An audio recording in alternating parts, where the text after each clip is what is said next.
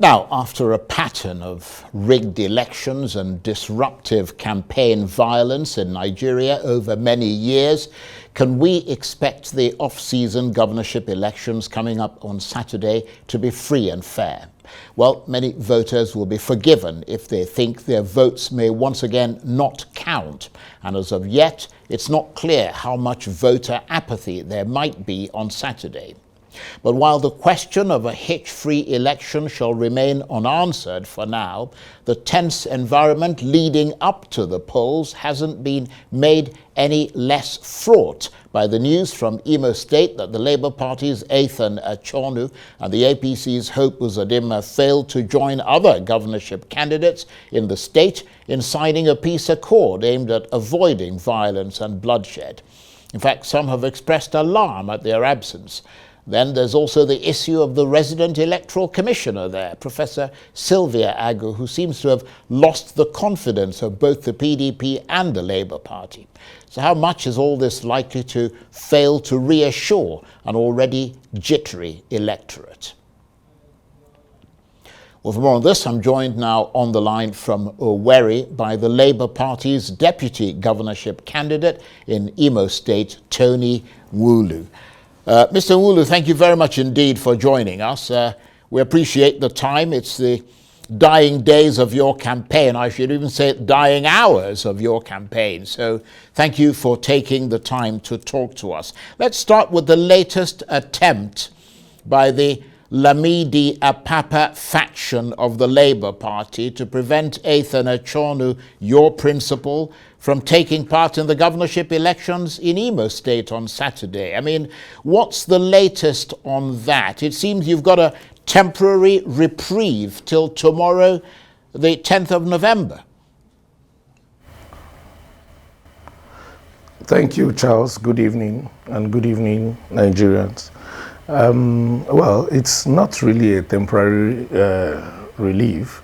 The truth is that we all know that the Lamidi Apapa is an offshoot of APC, and they've never failed to demonstrate themselves. So when you see them do all the things they do, right from when the Labour Party president, Mr. Peter Obi, was in the tribunal till now, we've known them to be playing the parts that APC wants them to play. So basically, it's expected when someone is afraid.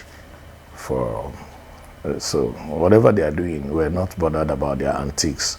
We know that they are actually being sponsored. Nigerians know that they are sponsored. And we're not going to be swayed by all of what they are doing. As a matter of fact, we're focused on what we have coming up on this Saturday, which definitely will emerge victorious. So we're not going to allow them distract us. Well, I mean, with all due respect, you haven't actually answered the question, because, I mean, the point really is that it doesn't matter how you feel about them. I mean, they've taken you to court, and it could all go belly up. I mean, the judge could still grant their request, couldn't he? Okay, so like you said, it would. I wouldn't want to discuss about it since it's already in the courts. We would allow them. We allow the courts rule on the issue. They've already ruled the first one, and then we'll wait to see what the next ruling will be. But like I said, we're focusing on the elections we have on Saturday. Okay, well, let's move away from that, because granted, it is in court, and it's due to be heard again tomorrow, the 10th of November. So we'll see what emerges from that. But there's been a lot of talk and indeed demands for the resident electoral commissioner in Imo State, Professor Sylvia Agu, to be redeployed. I mean, the Labour Party is one of those calling for her redeployment. Tell us why. Okay, so Charles, this is now far-fetched. We saw what happened during the presidential election. 2 weeks after the presidential election, there was a magic called election in March. APC could not even garner 25% in Imo State. And suddenly, 2 weeks after, this lady, and it's alleged that she and some of her cohorts wrote 27 local governments in the LG Secretariat and awarded that to the APC. Every other right-thinking person would even wonder, why, how would an APC controlled state that did not win 25% in the presidential election? Is that not very glaring? You could not garner 25% minimum for Asiwaju, your president, in the state, but 2 weeks after, you got 27 over 27. I mean, there are things you don't, I think it's just a joke taken so far. You don't insult the sensibilities of Nigeria. It is clear that the woman lacks everything, and more so, every other person, all the parties have lent their voice. We are not saying, okay, fine, even if you say you've not been found wanting, there's nothing against you. Well, for this particular election, all we have asked INEC, we didn't say, let me go and bring my aunts. I didn't say, let me go and bring my staff. Neither is that what PDP or other parties are asking for. All what we're asking, just like the IG of police has done, demonstrated, the IG of police rightfully put it, I want to show neutrality. It's not an indictment. Yes, we accept whatever thing you call it, under any name. All we are asking Professor Mahmood is remove this woman, if for nothing else, for neutrality. If all the parties have come out to say remove her, we don't want her to supervise or superintend over this election. We're not asking, we're not selecting for INEC who to choose. All we're asking is remove this woman. You have the right to choose whoever you want to choose as an institution.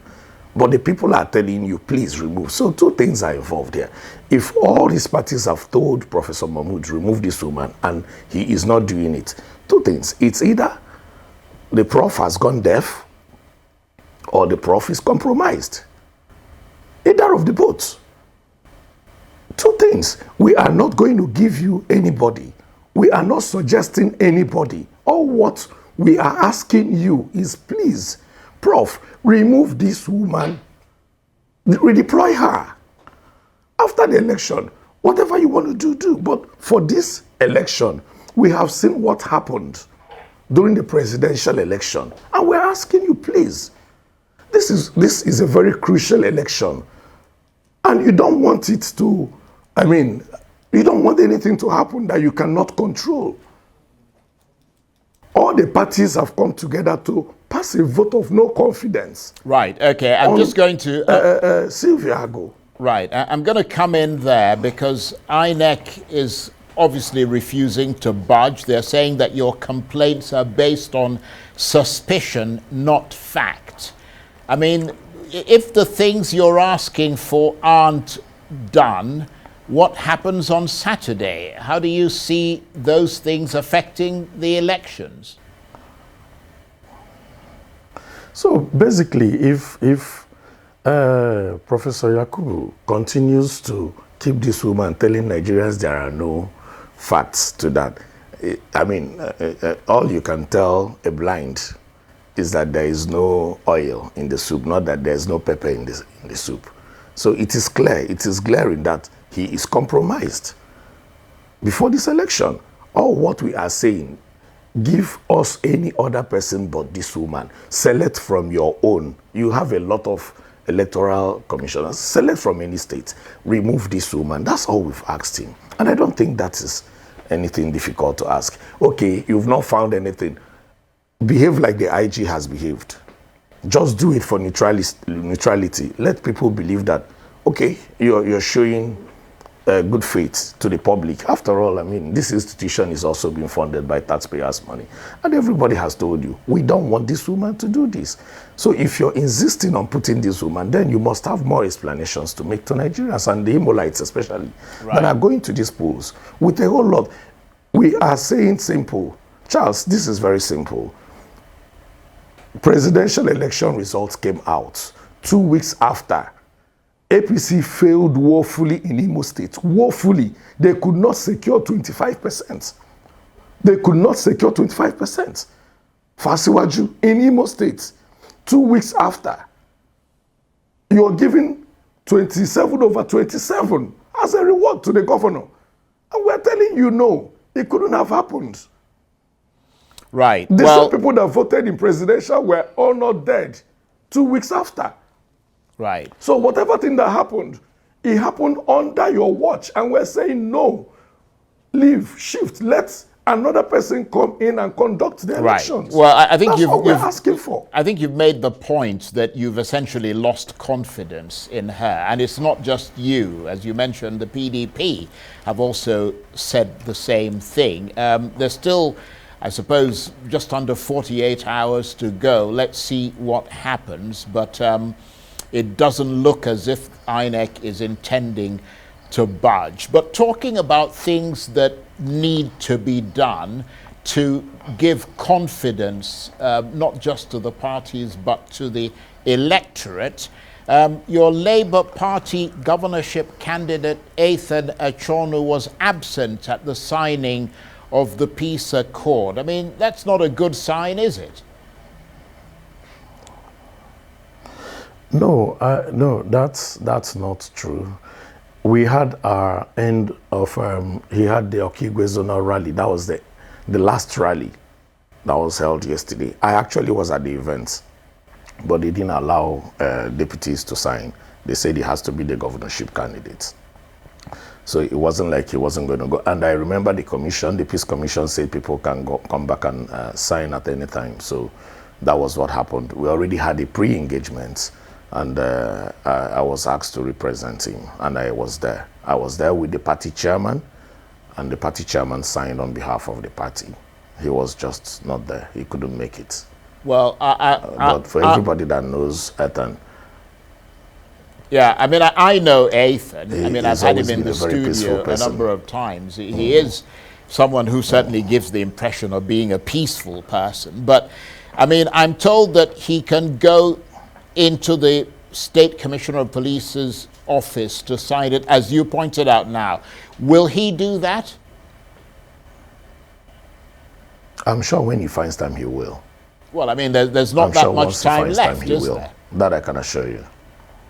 Exactly. You know what time it is at the moment, but I'm sure it's something he has in mind, and he would do that the moment he finds the little time to do that. Well, you know, the reason why it's kind of raising concerns is that arguably purely by coincidence, Governor Hope Uzodimma was also absent. I mean, and for a lot of people, that seemed to suggest that the battle lines have been drawn for potential violence between your Labour Party and the APC. No, I wouldn't say the battle line is drawn between Labour Party and APC. The truth is that since Governor Hope Uzodimma assumed office in Imo State, there has not been peace in Imo State. Nobody has slept with their two eyes closed. You know, I mean, I surprisingly, I watched him speak in another station this evening.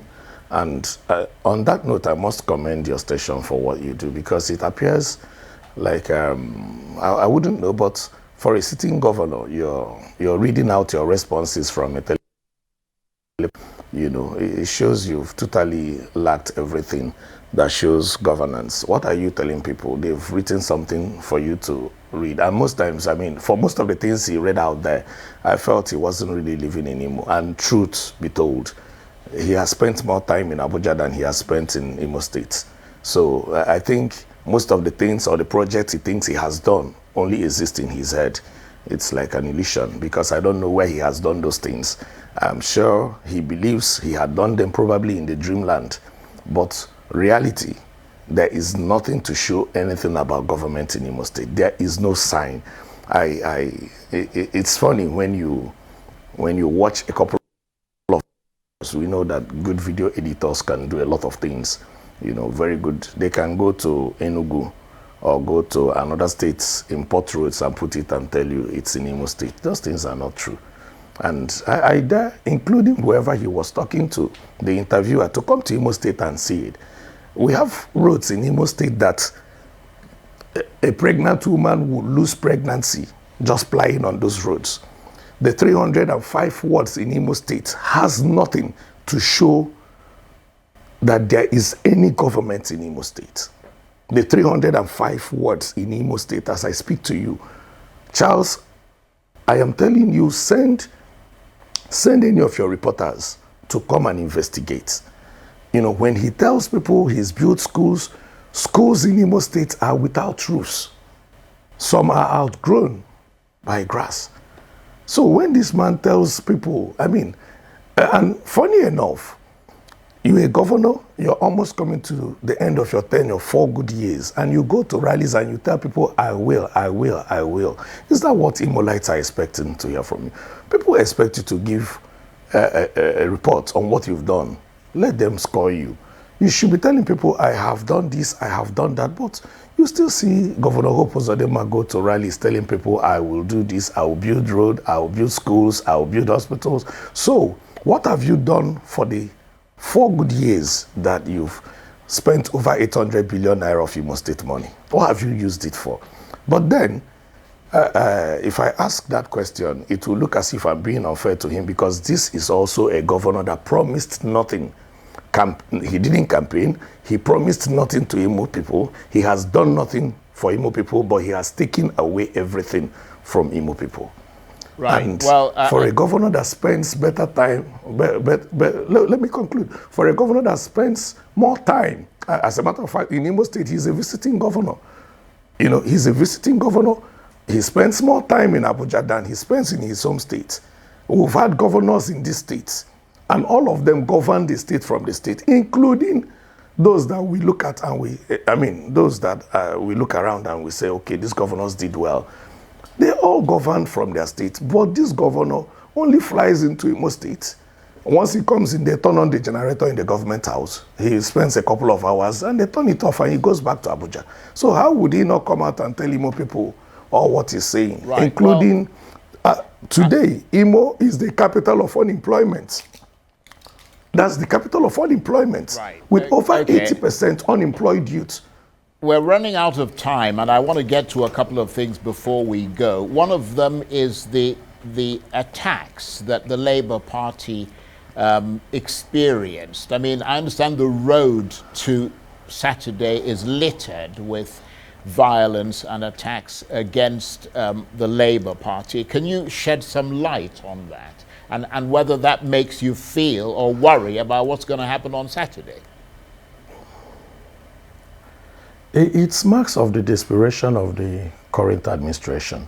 If he has done well, he has no reasons to be afraid to go headlong with us. You know, when you begin to use the police, use the security agencies to intimidate others, it's only a sign of cowardice and fear, you know, because, I mean, everybody knows that if this election is to go free and fair, trust me, by 12 o'clock, everybody would have been done and Labour would have taken the day.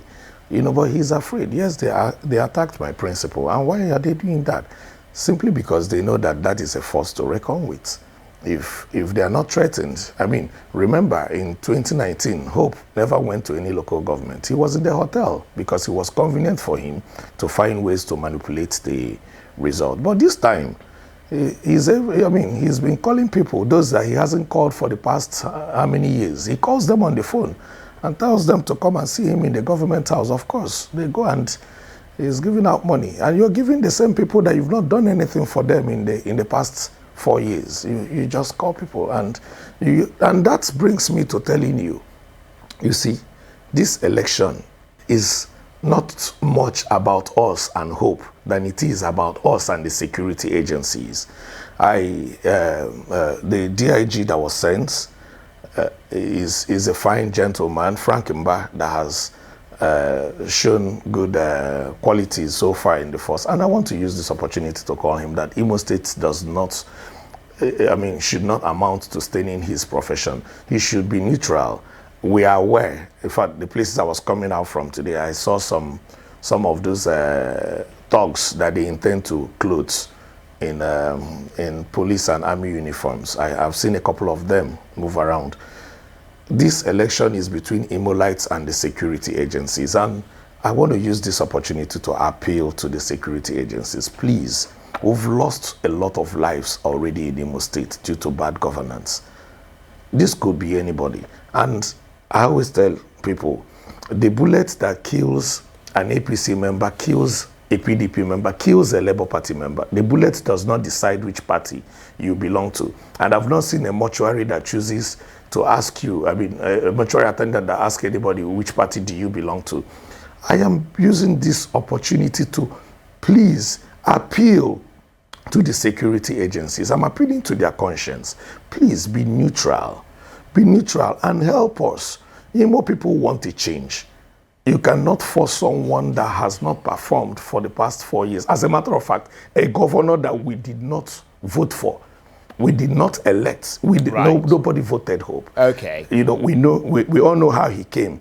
And this is an opportunity. If he had done well, then there shouldn't be anything to worry about. I think you've made that He should point. not use the security agencies to thwart this. Right. I think you've made that point, and I think we should give Frank Mba a chance, because he has said that the security services, certainly the police, are going to be absolutely neutral. And so let's give him a chance to actualize the things that he's said. But I want to thank you very much indeed, Mr. Nwulu, for joining us this evening. Tony Nwulu is the Labour Party's deputy governorship candidate in Imo State. Yeah, just wrap up quickly. Please, in rounding up, I want to make an appeal. I want to make an appeal to INEC to ensure that the beavers, we've gone today, they say the beavers will not be inspected according to them, that it would only be inspected at the local government. We've accepted that too. But we want to use this opportunity to appeal to INEC that those beavers must be checked.